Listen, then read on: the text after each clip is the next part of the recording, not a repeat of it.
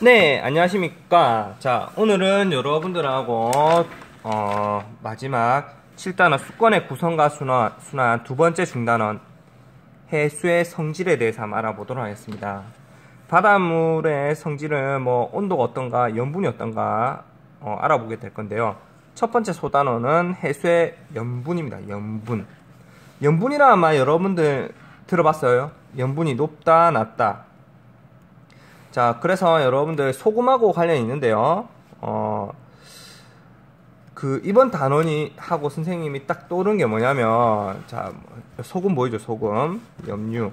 그래서 바다가 생각나요. 사해라고 들어봤냐? 아라비아 반도 있잖아. 이스라엘 알죠? 이스라엘하고 요르단하고 이 국경에 접해 있는 죽을 사자를 썼어요. 왜냐면 거의 생명체가 살지 못하기 때문에. 그래갖고 이 사해라는 사해하면 생각나게 사람들이 딱 바닷물 위에 구명조끼도 안 입고 둥둥 떠다니면서 신문 같은 거 읽고 하는 거 있잖아.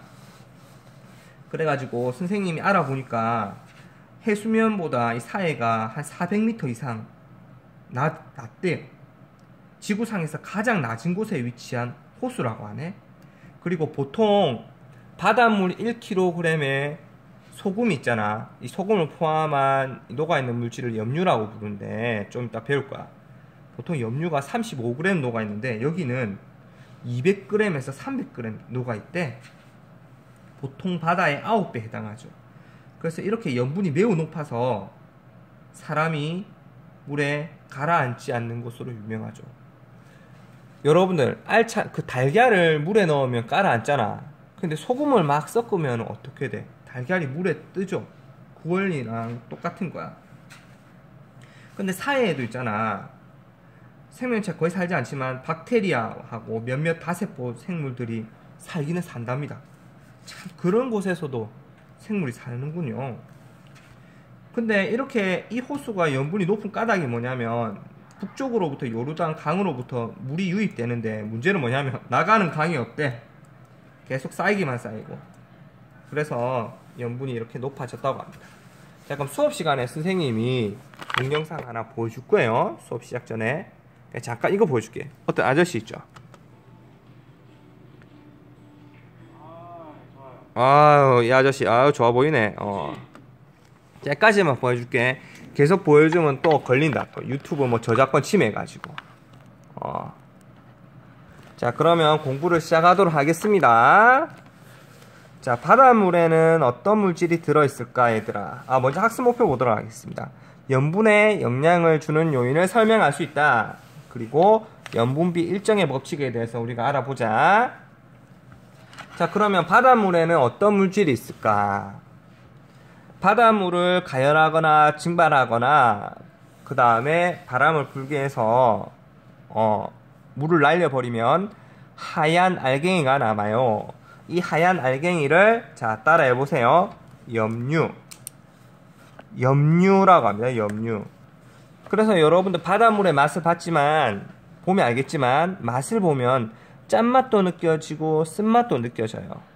그래서 이 바닷물에는 여러가지 성분이 녹아있다는 걸 알 수 있죠. 그래서 바닷물에 녹아있는 물질을 뭐라고 두 글자로? 줄쳐 임마. 야, 거기 펜 들어. 염류라고 합니다. 염류. 자, 그러면 어떤 물질이 녹아있을까? 염류에는 뭐가 있을까? 제일 많은 게 우리가 알고 있는 소금이에요. 소금을 염화나트륨이라고 하죠. 그 다음 많은 게 뭐냐면요, 염화마그네슘. 이 염화나트륨이 77.7%나 차지합니다. 그 다음에 염화마그네슘이 10.8% 차지하죠. 둘이 합쳐서 거의 약 90%를 차지하고 있네. 자, 밑에 여러분들 표를 보면서 봐봐. 35g 중에서 염화나트륨이 무려 27.2g, 염화마그네슘이 3.8g입니다. 나머지는 황산마그네슘, 황산칼슘, 황산칼륨 등이 있는데 얘네들은 안 외워도 돼.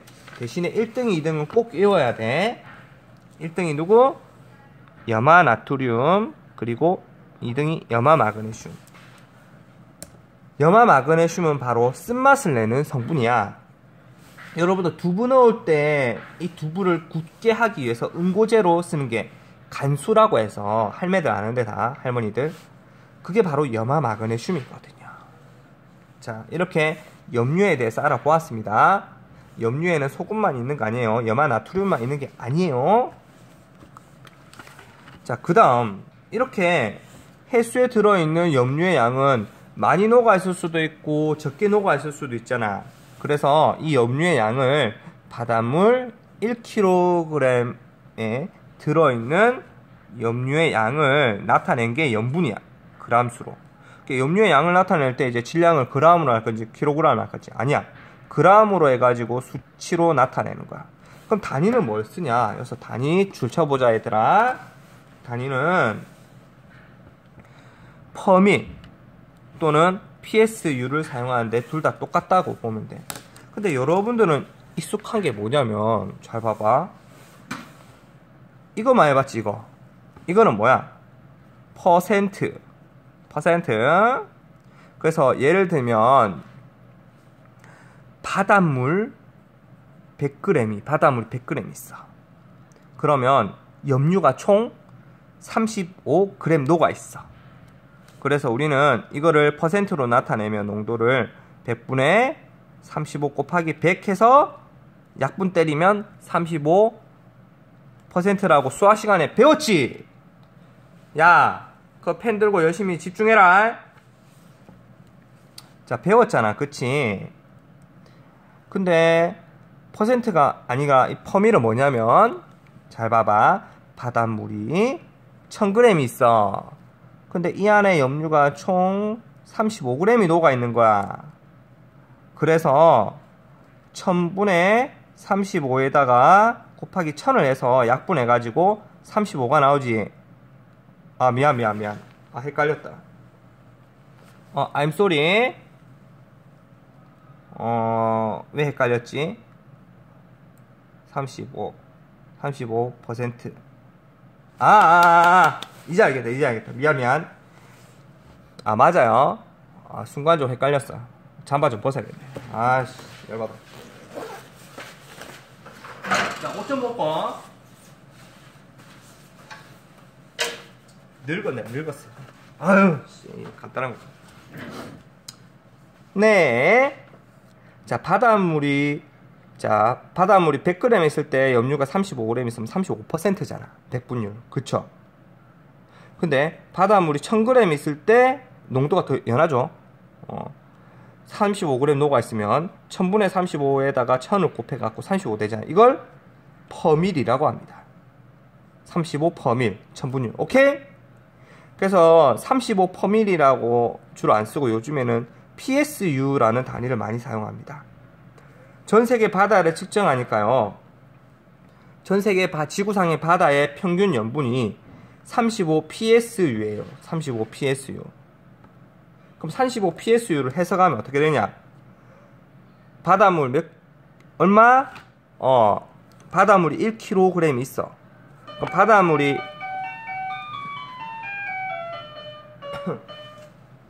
1kg 있으면 물이 그 중에 965g이고 나머지 35g이 염류야. 평균이야. 오케이? 이때 농도를 뭘로 나타내냐? 35 퍼밀이라고 해도 되고 또는 35 PSU라고 해도 되는데 주로 뭘 많이 사용하냐면 PSU라는 단위를 많이 사용해. 이해되죠? 모르면 수업 시간에 질문해라. 자, 그래서 우리나라의 평균 염분이 얼마냐? 전 세계 평균보다는 살짝 농도가 연하죠. 33 PSU입니다. 자, 이해됐죠? 이 그래프랑 같이 염류 중에서 가장 많이 차지한 게 뭐? 염화나트륨, 그 다음에 염화마그네슘. 짠맛, 쓴맛. 오케이? 자, 넘어가도록 하겠습니다. 자, 이번에는 여러분들 이렇게 염분에 대해서 배웠으니까요. 염분의 농도가 높다, 낮다. 염분의 영양을 주는 요인에 대해서 한 3가지 정도 배우는데, 야, 바닷물이 짜다, 싱겁다. 무엇이 가장 큰 요인을 주는 걸까요? 얘들아? 그림 16에 보면 참고로 나와 있습니다. 자, 그림 16으로 잠깐 넘어가도록 하겠습니다. 그림 16을 보시면요. 자, 증발량과 강수량, 그리고 담쇄 유입. 담쇄 유입이 즉 강물의 유입이라고 보시면 되겠습니다. 그 다음에 고위도 지방에 빙하가 더 얼거나 또는 빙하가 높거나 이거를 결빙 또는 해빙이라고 합니다. 염분이 크다 작다는요. 자, 전 세계 바다에 녹아있는 염류는 뭐 일정합니다. 거의 양이 일정해요. 근데 문제는 뭐냐? 증발이 많으면, 물이 증발하면 염분이 높아지고요. 비가 더 많이 오면 싱거워지죠. 그럼 염분이 낮아져요. 야, 라면 스프 한 개 다 넣고 있잖아. 물이 많냐 적냐에 따라서 싱겁다 짜다 결정 나잖아. 그거랑 똑같은 거야. 이해하기 쉽지? 그럼 이 세 개 중에서 가장 주된 요인이 뭐냐? 바로 증발량과 강수량입니다. 자, 그러면 그림 15가 아주 중요한 그래프라고 볼 수 있습니다. 자, 보실까요? 여러분들 위도 알죠? 위도. 아, 모르면 지금 또 가르쳐줘야 되나? 자, 지구가 이렇게 있어. 자, 지구가 이렇게 있으면 자, 여기서 이 적도 지방으로부터 극지방이 있지. 그래서 이거를 90도까지 이렇게 위치를 나눈 거를 위도라고 하는 거야. 오케이? 90등분한 걸. 그러니까 위도가 낮으면 0도이면 적도, 위도가 90도이면 북극이나 남극이 되겠습니다. 그러니까 여기가 적도겠지. 위도가 0도. 노스페이스 하잖아. 북쪽. 여기로 가면 북극, 여기로 가면 남극입니다. 자, 그럼 먼저 저 녹색 그래프 봐봐. 녹색선. 이게 염분이야. 0도 적도 지방은 염분이 낮다가 우와, 위도 30도 지역에서 쌍봉이 보이죠. 이게 낙타처럼 염분이 높아요. 맞죠? 위도 30도. 여기 위도 30도 지역이라고 적어놔라. 이 책에도 나온다. 오케이? 위도 30도 부근. 그럼 위도 30도가 지나면 염분이 쭉 낮아집니다. 그치? 근데 놀랍게도 뭐랑 닮았느냐? 지구상의 위도별로 증발량 마이너스 강수량을 측정해 보니까 와, 거의 맞아떨어져. 즉 어떻게 돼? 위도 한 60도까지는, 여기 한 50도까지는 거의 완전 맞아떨어지죠. 그러니까 왜 적도지방이 염분이 낮는가? 적도지방은 비가 많이 와요. 물론 증발도 많이 하지만 비가 더 많이 오기 때문에 증발량에서 강수량을 빼면 이렇게 낮아지죠. 염분이 낮아. 그럼 올라갈수록 어때? 거의 닮았지. 위도 30도 지역은 사막도 많죠. 강수량보다는 뭐가? 증발량이 많기 때문에 염분이 어떻게 돼요? 이렇게 높아집니다. 그래서 전 세계적으로 염분에 가장 큰 영향을 미치는 게 뭐라고? 그렇지, 얘들아.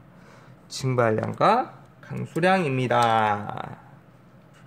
자, 이 그림에도 볼까요? 빨간색으로 갈수록 염분이 높고요. 이쪽이 위도 30도 지역입니다. 빨간색 부분이. 맞죠? 그 다음에 파란색 쪽으로 갈수록, 초록색, 파란색 쪽으로 갈수록 염분이 낮아요.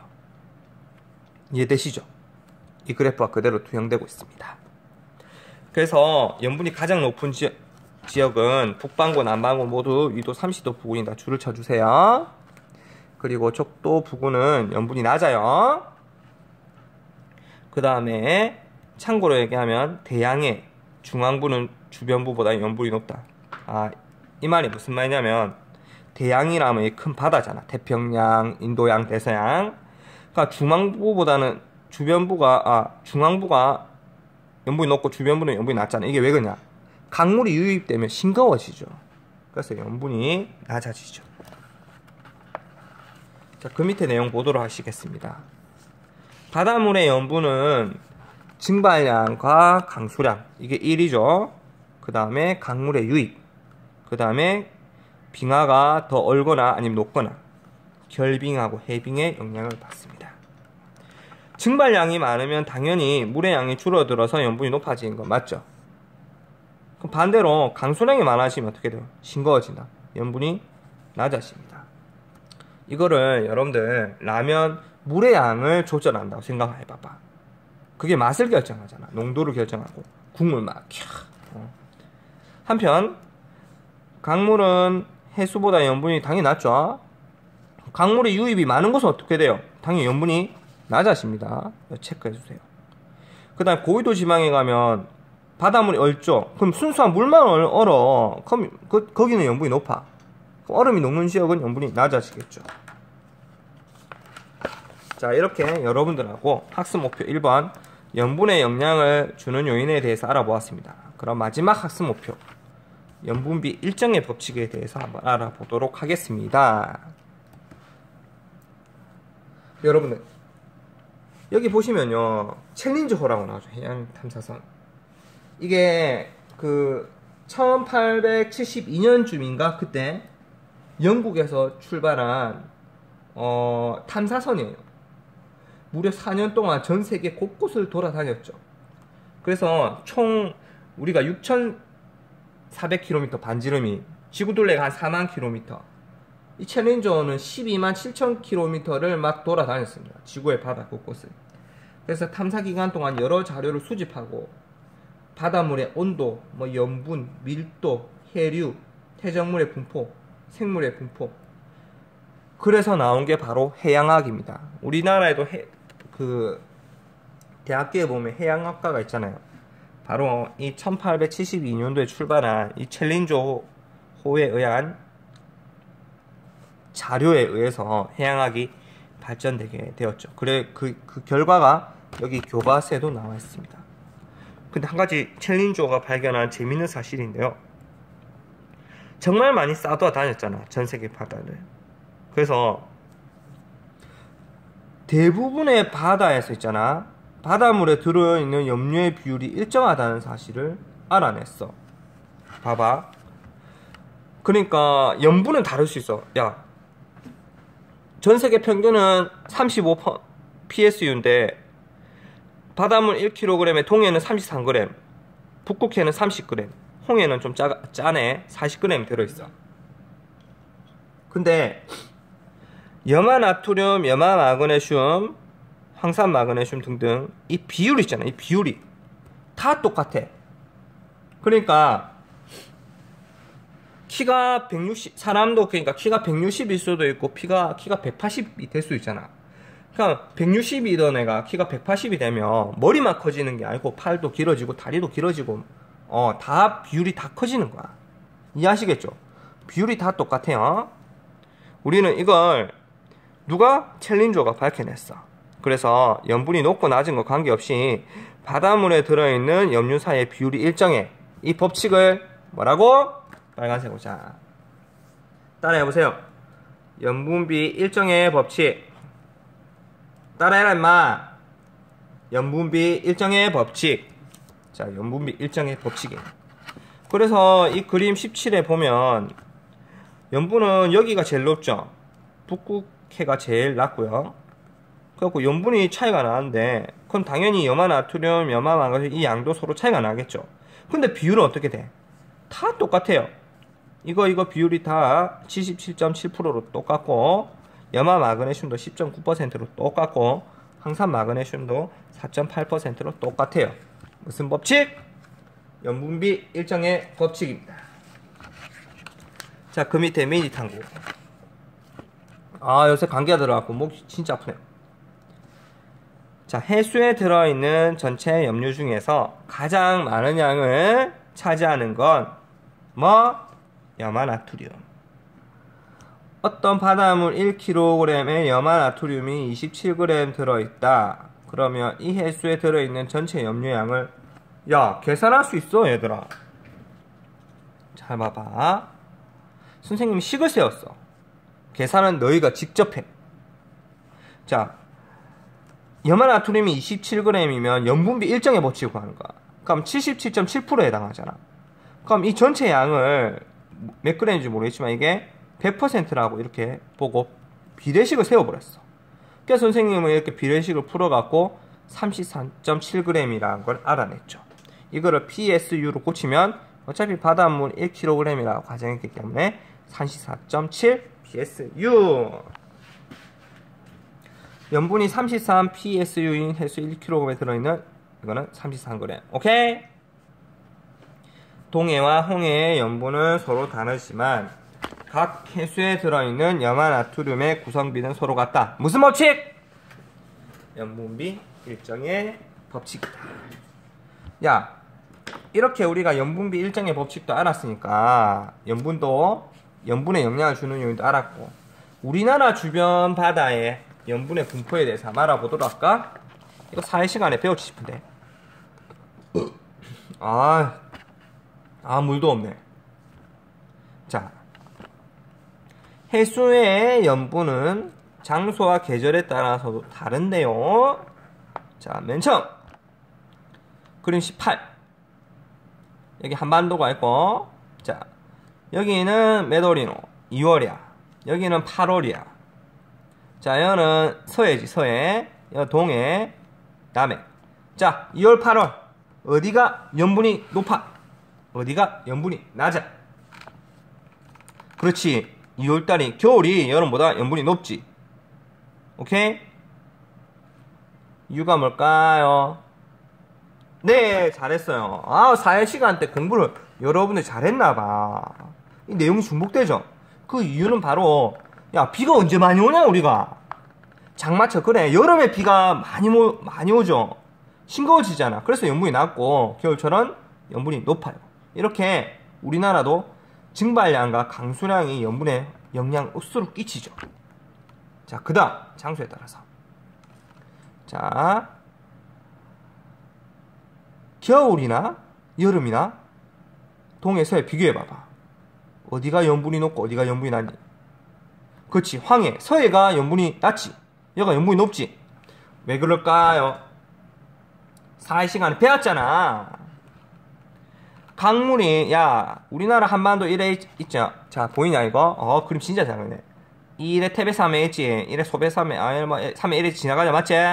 그럼 바다면 다 어디서 흐르니? 동고서죠? 다 서쪽으로 흐르지. 이게 다가 아니야. 중국의 황하강, 양쯔강 보이지? 다 물이 서해로 흐른다고. 그러면 싱거워지지. 염분이 낮다는 거야. 오케이? 오늘 여기까지 하겠습니다.